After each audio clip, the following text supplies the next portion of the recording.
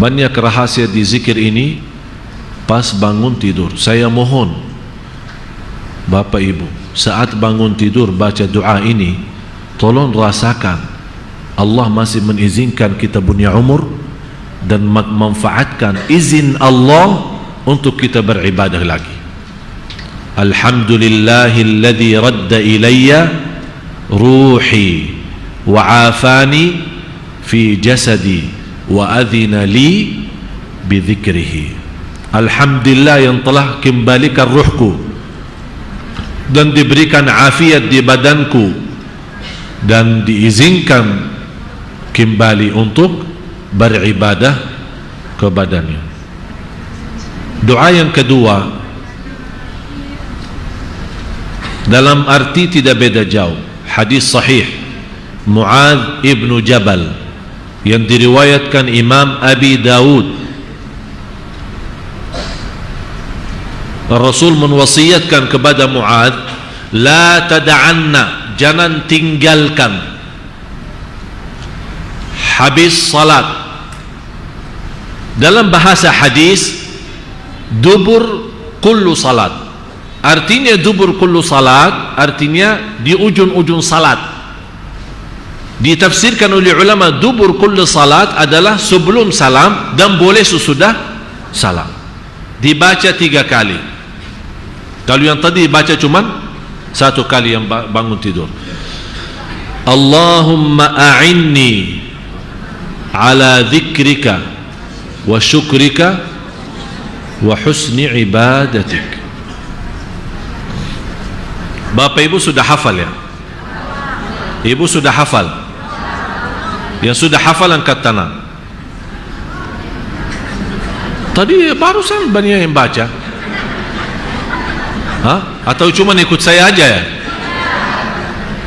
Coba sama-sama. Allahumma a'inni ala dzikrika wa syukrika wa husni ibadatik. Artinya, ya Allah, tolonglah aku dalam zikir kepadamu, dalam syukur kepadamu, dan ibadah yang terbaik. Di sini ada 3 tahapan: zikrika wa syukrika wa husni ibadatik. Kenapa ada 3 tahapan? Allahumma a'inni, jadi ini kembali Bapak Ibu, iyyaka na'budu wa iyyaka, hanya kepada Engkau ya Allah kami beribadah dan hanya kepada Engkau ya Allah kami memohon. Memohon pertolongan apa? Ya Allah, tolonglah kami untuk berzikir kepada-Mu, bersyukur kepada-Mu, dan sebaik-baik ibadah kepada-Mu. Jadi bukan kita minta ibadah biasa, malah kita minta husnul ibadah, sebaik-baik ibadah yang Engkau ridai. Ala zikrika, zikir itu kerjaan apa? Lidah. Jadi zikir adalah amalan lidah. Syukur amalan hati, kalbu. Kemudian husnul ibadah amalan badan kita, gerakan kita, tangan kita, kaki kita, ruku' kita, sujud kita. Jadi segala gerakan tubuh badan kita itu namanya ibadah, gerakan ibadah. Jadi kita minta ucapan kita ditolongkan oleh Allah agar yang keluar dari lidah kita hanya zikir kepada Allah. Jadi seolah-olah dalam doa ini yang disunnahkan kita baca setiap sebelum salam, di salat fardu maupun salat sunnah. Coba Bapak Ibu kalau kita rasakan artinya, Allahumma a'inni, ya Allah tolonglah kami, tolonglah aku untuk menyebut namamu, untuk berzikir. Ini amalan. Berarti kita minta pimpinan Allah, kita minta pertolongan Allah agar jangan ya Allah ada ucapan-ucapan dari lidah kita yang tidak ada kaitan dengan zikir kepada-Mu ya Allah. Berarti Bapak Ibu, untuk menjaga lidah kita perlu pertolongan Allah. Itu Allahumma a'inni ala dzikrika wa ala syukrika, wa syukrika amalan qalbu. Ibadah syukur bermacam tingkatan. Yang paling tinggi adalah syukrul qalbi. Tingkatan syukur bermacam tingkatan. Yang paling tinggi adalah syukur qalbu. Terus yang terakhir, wa husnul ibadah. Ibadah sebaik-baik ibadah, sebaik-baik gerakan. Seolah-olah, ya Allah, kami mohon setiap gerakan kaki kepada yang terbaik, setiap gerakan tangan kepada yang terbaik, setiap gerakan mata melihat sesuatu kepada yang terbaik, yang engkau ridhai. Setiap ruku', setiap sujud, setiap tidur, setiap bangun tidur, itulah hakikahnya husnul ibadah yang kita sama-sama baca di iftitah. Qul inna salati wa nusuki wa mahyaya wa mamati lillahi rabbil. Jadi hidupku dan matiku pun lillahi rabbil alamin. Berarti kita sudah benar-benar dengan kata itu, kita sudah membuat perjanjian sama Allah. Ya Allah, saya tidak akan macam-macam, karena segala hidupku dan matiku pun hanya kepada Engkau, ya Allah subhanahu wa ta'ala. Saya akhiri satu cerita.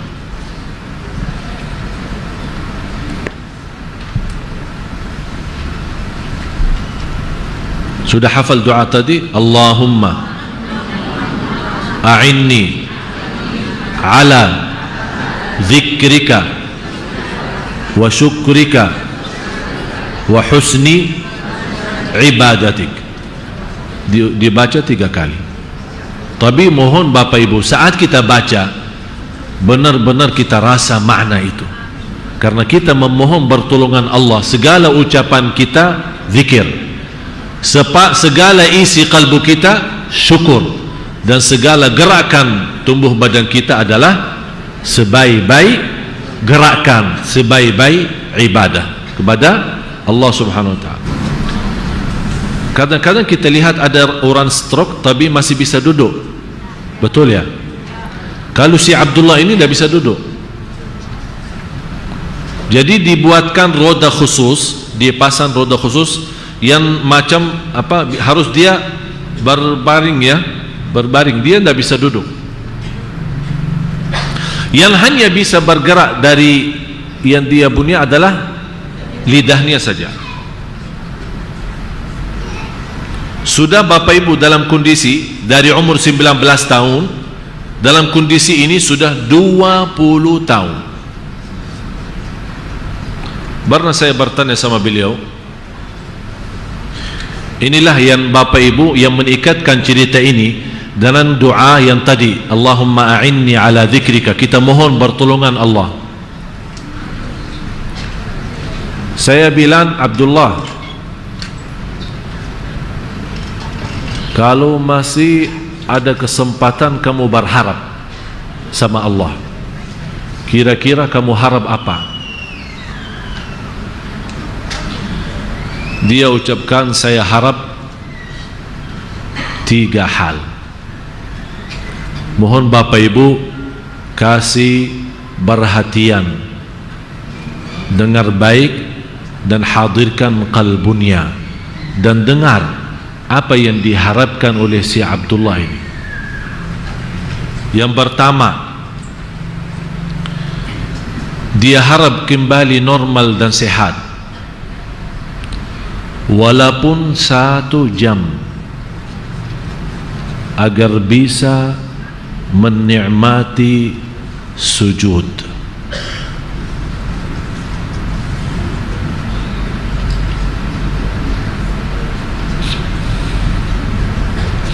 Agar bisa sujud, karena beliau 20 tahun jaga salat tepat waktu, salat malam, duha dan segala sunnah-sunnah, tapi dia tidak bisa sujud. Berapa di antara kita anak-anak kita, sahabat kita, keluarga kita yang Allah masih berikan umur tapi memainkan, meramaikan salat.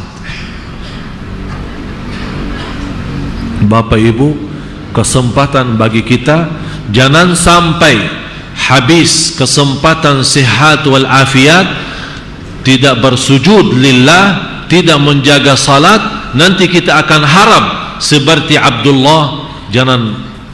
Jangan seperti itu. Manfaatkan kesempatan yang masih ada sebelum nanti tidak ada.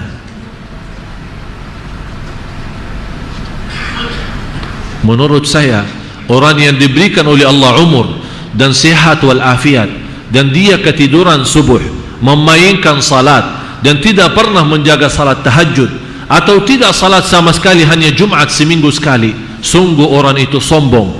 Dan kita tahu orang yang sombong berani lawan Allah, dan barang siapa yang lawani barang Allah dalam kesombongan tidak akan masuk surga. Harapan yang kedua,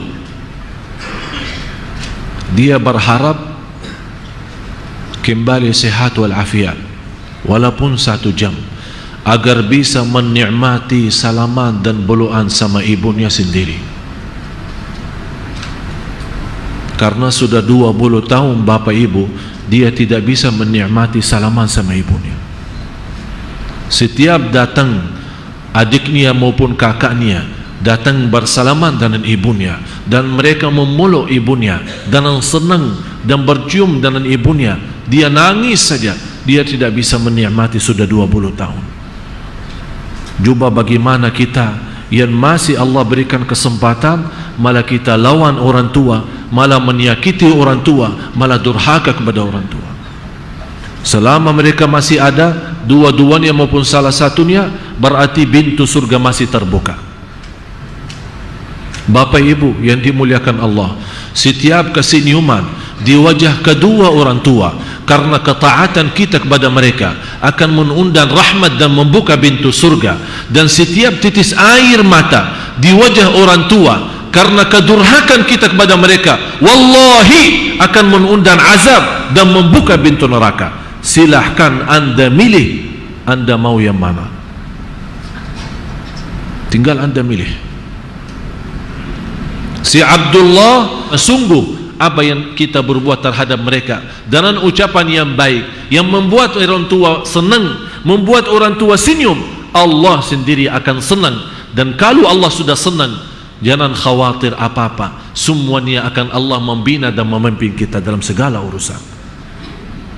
Tapi sebaliknya, kalau kita orang yang durhaka malah menyakiti perasaan mereka, segala ibadah kita termasuk haji dan umrah, termasuk baca Quran, termasuk puasa dan sedekah, tidak ada gunanya dan artinya di sisi Allah karena mereka orang tua belum ridha. Harapan yang ketiga, beliau ingin kembali sehat wal afiat agar bisa memegang kitabullah dan membolak-balik dengan tangannya. Masya Allah, Abdullah harap kembali sehat wal afiat biar bisa bolak-balik Al-Quran dengan tangannya yang saat ini tidak bisa apa-apa. Berapa di antara kita yang sudah sehat wal afiat jarang megang kitabullah, kecuali lagi saat butuh, punya masalah kemiskinan baca Al-Waqi'ah, punya orang meninggal baca Yasin, punya orang lagi hamil baca surat Maryam maupun surat Yusuf. Habis itu sudah kita. Padahal Allah memberikan kenikmatan tangan dalam kondisi sehat. Ini Abdullah yang sudah Bapak Ibu 20 tahun dia tidak bisa megang Quran. Dia punya harap bisa megang dan membolak-balik halamannya. Saya nasihati Bapak Ibu, saya mohon dengan segala hormat, jangan lewat 1 hari belum megang kitabullah, walaupun baca 1 ayat. 1 ayat kita tunjukkan kepada Allah, terima kasih Allah, engkau memberikan anugerah taufikmu dan memberikan kepada kami sihat wal afiat, masih engkau mengizinkan kami berzikir kepadamu, masih mengizinkan kami masih punya umur. Ya Allah, kami tunjukkan, membuka hari kita membuka hari kami ya Allah dalam membaca kitab-Mu walaupun satu ayat, tapi istiqamah lebih baik daripada banyak ayat tapi terputus. Apalagi kita bersiap-siap mendatangi bulan Ramadan, manfaatkan bulan Rajab dan Sya'ban untuk mendidik diri, membersihkan jiwa, berbanyak baca Al-Quran walaupun satu ayat dalam satu hari, baca, menjaga salat malam walaupun 2 rakaat tutup dengan witir. Dan salat malam Bapak Ibu, indahnya salat malam dimulai dari habis Isya sampai subuh. Jadi tidak ada waktu yang terbatas. Kenapa? Karena Allah Maha tahu. Ada di antaranya yang suka malam terakhir atau di akhir malam dia bangun tapi ketiduran. Ada di antaranya yang barangkali sibuk, begitu pulang ke rumah ketiduran. Jadi Allah mengizinkan salat malam dari habis Isya sampai subuh. Jadi saya sarankan, kalau memang anda suka ketiduran, lebih baik begitu habis Isya ikuti dengan sunnah ba'diyah lagi 2 rakaat, nawaitu salat malam, tutupi dengan witir, anda sudah ditulis oleh malaikat sudah salat malam. Seandainya malam itu kita meninggal dunia, sudah menjadi ahli qiyamul lail. Masya Allah. Orang berfikir, oh tahajud lama, katanya tahajud harus tidur duluan, kalau anak tidur duluan ketiduran, subuh aja kesiangan, apa bermacam-macam. Dah usah pakai berniam alasan fikir. Salat malam boleh mulai habis Isya sampai subuh, mau sebelum tidur boleh, mau sesudah bangun tidur boleh. Kalau tidak mampu salat malam sama sekali, jaga witirnya, jaga witir, jaga witir. Sayyidina Umar bin Al-Khattab radhiyallahu an suka salat witir sebelum tidur. Ditanya oleh orang lain, kenapa wahai Amirul Mukminin kamu suka witir sebelum tidur, kenapa tidak tunda saja nanti malam sebelum subuh? Kata beliau, saya witir duluan, kalau seandainya saya meninggal dalam keadaan tidur, sudah menjadi ahli witir. Kalau bangun lagi, walaupun sudah witir, bangun lagi masih setengah jam, masih 1 jam sebelum azan subuh, silahkan salat berapapun yang anda mampu, dengan sederhana dan enak, tapi tidak ada witir lagi karena sudah witir duluan.